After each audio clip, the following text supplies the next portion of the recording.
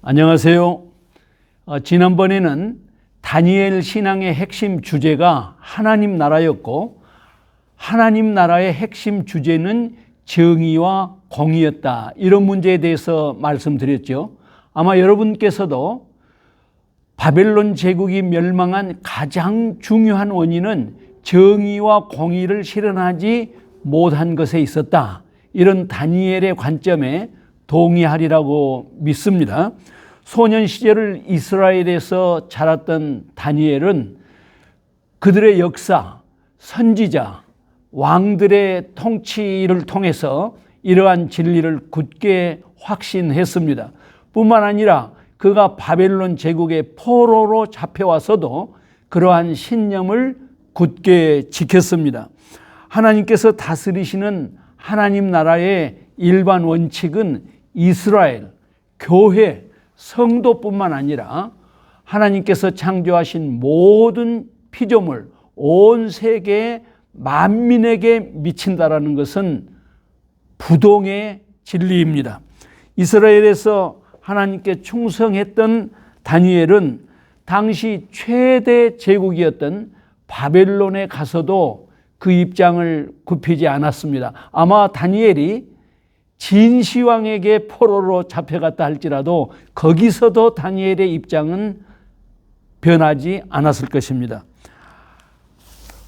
오늘은 만민에게 믿음의 조상이라 일컬음을 받는 아브라함의 믿음을 통해서, 아브라함의 생애를 통해서 하나님 나라의 진실에 대해서 함께 생각하기를 원합니다. 아브라함이 하나님께 부름을 받은 내용이 창세기 12장에 나오지요. 하나님께서 아브라함에게 현현하셔서 내 고향과 친척과 아비의 집을 떠나라, 이렇게 명하십니다. 고향, 친척, 아비의 집이니까 인간의 생존과 안전이 가장 분명하게 보장되는 그곳을 떠나라, 이런 명령이지요. 물론 하나님께서 약속도 함께 주셨습니다. 첫째는 너에게 넉넉한 땅을 주겠다, 이런 약속이었고, 둘째는 너에게 자식을 허락하고 그 자식을 통해서 너의 후손이 큰 민족을 이루게 하겠다, 이런 약속이었습니다. 창세기 11장에 보면 아브라함의 친척들은, 아브라함의 형제들은 대개 일찍 자녀를 두었습니다. 그러나 아브라함은 75세가 되도록 자녀를 갖지 못했어요.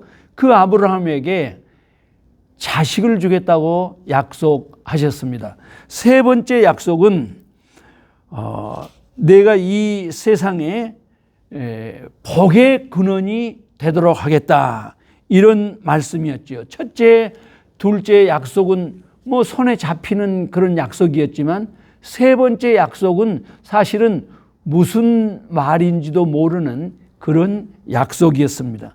그럼에도 불구하고 아브라함은 하나님을 깊이 신뢰했습니다. 아내와 또 아비를 일찍 잃은 조카 롯, 그리고 몇몇 종들을 거느리고 하나님께서 약속하신 그 막연한 땅으로 하나님의 약속을 믿고 떠났습니다. 고향과 친척과 아비의 집을 등졌습니다. 아브라함이 하나님 약속만 믿고 고향, 친척, 아비 집을 떠날 수 있었던 것은 참으로 놀라운 믿음이었습니다. 그럼에도 불구하고 아브라함이 가는 길에는 허다한 시련과 고난이 있었습니다.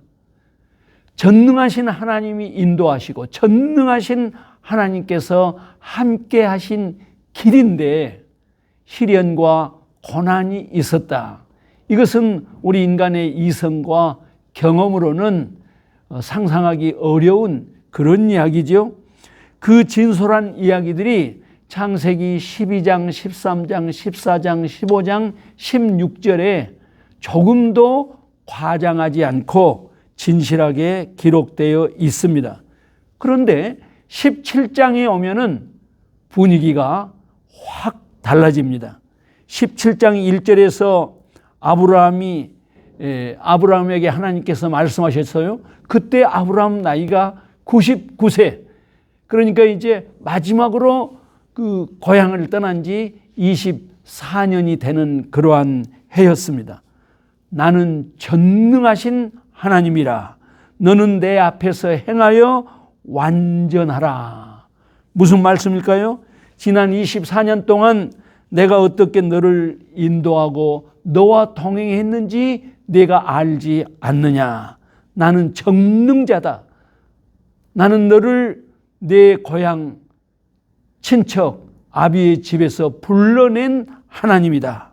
그러므로 너는 내 앞에서 완전하라. 이렇게 말씀하신 것이죠. 내 앞에서 완전하라. 이 말씀을 직역하면 내 앞에서 일관성 있게 걸으라. 일편단심이 되어라. 이런 뜻입니다. 고향 친척 아비 집을 떠나는 것도 결코 쉬운 일이 아니었죠. 그러나 그 명령은 단번에 순종할 수 있는 명령이었습니다. 죽으면 죽으리라. 이런 마음을 가지고 한 번 결단하면 되는 명령이었습니다. 그러나 완전하라는 명령은 단번에 성취될 그런 문제가 아니죠. 날마다 한 걸음 한 걸음 그 길을 가야 합니다. 단번에 성취될 명령이 아니죠. 마치 누가복음 9장 23절에 주님의 말씀을 방불케 합니다. 아무든지 나를 따르려거든 자기를 부인하고 날마다 자기 십자가를 지고 나를 좇을 것이니라. 그러니까 17장 1절은 하나님께서 아브라함을 이제는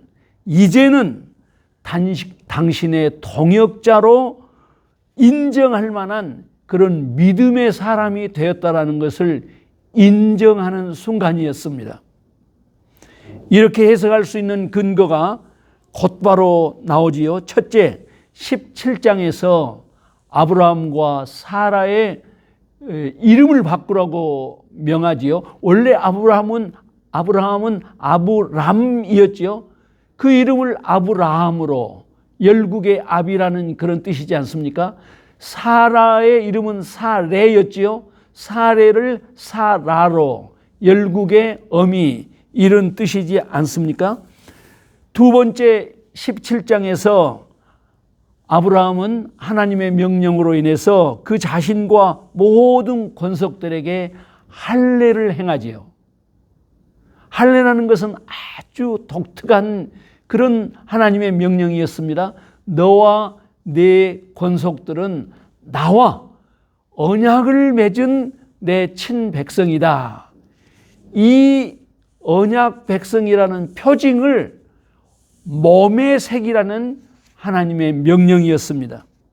그래서 아브라함은 하나님의 명령대로 자기 자신과 99세 된 자기 자신과 자기 모든 권속들에게 할례를 단행했습니다. 세 번째로 드러난 아브라함의 특징은 나그네를 대접하는 하나님 백성들의 그 독특한 특징을 드러내고 있습니다. 창세기 18장에 나타난 세 사람은 하나님과 천사들이었거든요. 아브라함에게 그 세 사람은 단순한 나그네로 인식될 수밖에 없었습니다. 왜냐하면 18장 이전에는 단 한 번도 하나님께서 사람의 모습으로 나타나지 않았습니다. 이 18장에서 처음으로 하나님께서 사람의 모습으로 나타나셨습니다. 그렇기 때문에 아브라함은 그 세 사람을 무슨 하나님, 천사 이렇게 생각할 여지가 전혀 없었습니다. 히브리서 13장 1, 2절이 그 의미를 정확하게 전달하고 있지요. 형제 사랑하기를 계속하고 손님 대접하기를 잊지 말라. 이로써 부지 중에 천사들을 대접한 이들이 있었느니라. 그랬거든요. 주님께서 명하신 이웃 사랑, 그 전통은 아브라함이 보여준 인간다움이었습니다. 그것이 창조주 하나님의 뜻이었습니다. 세상의 부요를 좇아서 소돔 고모라로 떠났던 롯에게 마저도 그러한 전통이 남아 있었습니다. 아브라함이 나그네를 극진히 대접했는데 결국 하나님을 대접했잖아요. 그런데 그 놀라운 말씀이 마태복음 25장에서 우리 주님께서 하신 말씀과 똑같습니다. 내 형제 중에 지극히 작은 자에게 한 것이 곧 내게 한 것이니라. 주께서 그렇게 말씀하셨잖아요. 이처럼 주님은 탁월한 인권 감수성을 가르치셨습니다. 오늘날 우리 그리스도인들이 갖고 있는 인권의식, 인권 감수성은 어느 정도 될까요? 우리의 인권 감수성 지표는 가난한 나라에서 코리안 드림을 가지고 한국에 일하러 온 그 사람들에 대한 우리의 태도에서 정확하게 나타날 것입니다. 이상에서 본 것처럼 아브라함은 하나님과의 관계에서 그리고 사람과의 관계에서 놀랄 만큼 성숙해 있었습니다. 이처럼 성숙해진 아브라함에게 사람의 모습으로 찾아온 하나님은 아주 결정적인 두 가지 계시를 주시죠. 하나는 수태고지이고 하나는 심판고지입니다. 여러분 이 부분 잘 보셔야 합니다. 수태고지와 심판고지가 동시에 드러납니다. 우연이 아닙니다. 우연의 일치가 아닙니다. 아주 중요한 상관관계가 있습니다. 수태고지는 아브라함이 고향을 떠날 때 약속하신 후손에 대한 그 약속이 이제야 이루어진 성취된 그런 사건이지요. 이로 인해서 아브라함은 큰 민족을 이루게 될 것입니다. 바로 그 후손들이 이 땅에서 복의 근원이 될 것입니다. 어떻게 그들이 복의 근원이 된다라는 말씀이죠. 하나님 나라에 대한 그 거대한 실상이 거기에 드러나고 있습니다. 복의 근원이 된다라는 의미가 분명히 드러나고 있습니다. 18장 9절에서 15절까지가 수태고지거든요. 그리고 그 16절부터 19절까지는 아브라함과 그 후손들을 통해서 이루어질 하나님 나라의 실상, 하나님 나라의 리얼리티가 그 말씀 가운데 있습니다. 17절 19절을 볼까요? 여호와께서 이르시되 내가 하려는 것을 아브라함에게 숨기겠느냐? 아브라함은 강대한 나라가 되고 천하 만민은 그로 말미암아 복을 받게 될 것이 아니냐? 내가 그로 그 자식과 권속에게 명하여 여호와의 도를 지켜 의와 공도를 행하게 하려고 그를 택하였나니 내가 그로 그 자식과 권속에게 명하여 여호와의 도를 지켜 의와 공도를 행하게 하려고 그를 택하였나니 이는 나 여호와가 아브라함에게 대하여 말한 일을 이루려 함이니라. 할렐루야. 바로 여기서 비로소 하나님께서 아브라함을 선택한 목적, 이유가 명백하게 드러나지요.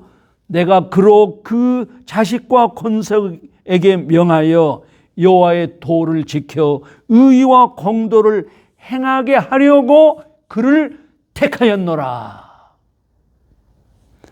아브라함을 부르신 이유, 아브라함을 훈련시킨 이유, 아브라함에게 복을 주신 이유, 이 모든 해답이 18장 19절 말씀입니다. 이 18장 19절 말씀이야말로 아브라함을 통해서 이루실 하나님 나라 헌법의 제1조 제1항입니다. 여기서 말씀하신 의와 공로는 다른 성경에서 흔히 정의와 공의로 번역되었습니다. 창세기 18장 19절 말씀은 아모스 5장 24절 말씀과 동일합니다. 오직 공법을 물같이 정의를 하수같이 흘릴지니라. 물론 아브라함 당시의 공의와 정의 개념이 아모스 시절의 그것과 동일할 수는 없지요. 인간 사회가 점점 악해지고 기득권자들의 카르텔이 점점 강해져서 가난한 자들을 압박하고 착취하는 방법이 구조화된 사회에서, 그런 사회에서의 정의와 공의 개념이 아브라함 시대의 정의 공의 개념과 동일할 수 없다라는 것은 상식이지요. 그러나 창조 이래로 우리 하나님께서는 인간 사회를 공평케 하시려는 그 열심은 변함이 없었습니다. 수태고지와 더불어 하나님께서 아브라함을 부르신 근본 이유를 선명하게 계시해 주신 하나님은 바로 이어서 무서운 심판을 아브라함에게 고지합니다. 소돔과 고모라에 대한 심판입니다. 이처럼 성경은 하나님께서 이루실 하나님 나라의 비전과 심판받지 않을 수 없는 소돔과 고모라의 죄의 실상을 극적으로 대조시킵니다. 18장 18절 19절이 하나님 나라의 비전이었죠. 바로 이어 20절 21절이 소돔과 고모라에 대한 심판 고지입니다. 하나님께서 하나님 나라의 비전과 소돔과 고모라를 대조시키고 있다라는 사실을 잊어서는 안 됩니다. 여호와께서 또 이르시되 소돔과 고모라에 대한 부르짖음이 크고 그 죄악이 심히 무거우니 내가 이제 내려가서 그 모든 행한 것이 과연 내게 들린 부르짖음과 같은지 그렇지 않은지 내가 보고 알려 하노라. 그렇습니다. 소돔과 고모라의 죄는 극악한 생명 경시, 악랄한 인권 탄압이었습니다. 하나님께 상달된 그 부르짖음은 가인에게 억울한 죽임을 당한 아벨의 핏소리와 같았습니다. 애굽에서 노예살이를 하면서 당한 그 원통함을 호소했던 이스라엘의 부르짖음과 같은 것이었습니다. 소돔이 심판받은 이유에 대해서 에스겔서 16장 49절은 이렇게 증언하고 있습니다. 거만을 떨고 실컷 먹고 마시면서 태평세월을 즐기면서 천하고 가난한 자들의 손을 붙잡아 주지 않은 것이 바로 소돔과 고모라의 딸들의 죄다. 분명하잖아요. 소돔과 고모라의 죄상을 흔히 동성애의 만연함, 성적 타락만으로 규정하는 것은 옳지 않습니다. 소돔성에 동성애가 있었고 성적 문란이 있었던 것은 틀림없습니다. 그러나 그 문제들까지도 가난한 자들, 특별히 여성들의 인권이 존중받지 못했던 문화적, 사회적 타락 현상으로 이해하는 것이 훨씬 더 성경적 진실에 가깝습니다. 소돔과 고모라에 대한 심판 고지를 전달받은 아브라함이 어떤 태도를 취했을까요? 심판고지가 18장 20절부터 21절인데 바로 22절부터 마지막까지 그 유명한 아브라함의 중보 기도 내용이 소개되지요. 아브라함은 하나님께서 소돔과 고모라의 죄를 용서해 주시도록 간절히 기도합니다. 실로 간절히 기도합니다. 처음에는 의인 50명이 있어도 하나님께서 그 땅을 심판하시겠습니까? 의인과 악인을 함께 멸하는 것이 옳으십니까, 하나님?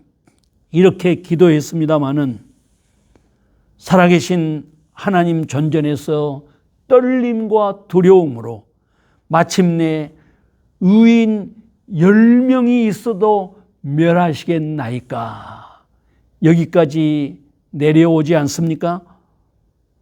소돔과 고모라는 의인 10명이 없어서 멸망당한 고대 도시였습니다. 아브라함의 그 간절한 기도가 마침내 조카 롯의 가족을 구해냈지요. 물론 아브라함이 롯의 구원만 위하여 기도한 것은 결코 아니었습니다. 그러나 하나님께서 롯을 구원하신 이유를 바로 이어지는 창세기 19장 29절은 이렇게 증언했지요. 하나님이 롯이 거주하는 성을 엎으실 때 하나님이 아브라함을 생각하사 롯을 그 엎으시는 중에서 내보내셨음이니라. 할렐루야. 성도들은 악인이 심판받는 것을 즐거워하지 않습니다. 아브라함이 옳았습니다. 아브라함의 후손들은 이 세상을 위해서 중보자로 부름을 받았습니다. 우리 주님이 가르치신 기도도 대부분이 중보의 기도입니다. 하나님께서 존귀함을 받는 이 땅이 되게 하여 주시옵소서. 이 땅에도 하나님의 뜻이 이루어지게 하여 주시옵소서. 나의 생애도 그러한 거룩한 일을 위해서 쓰임받게 하옵소서.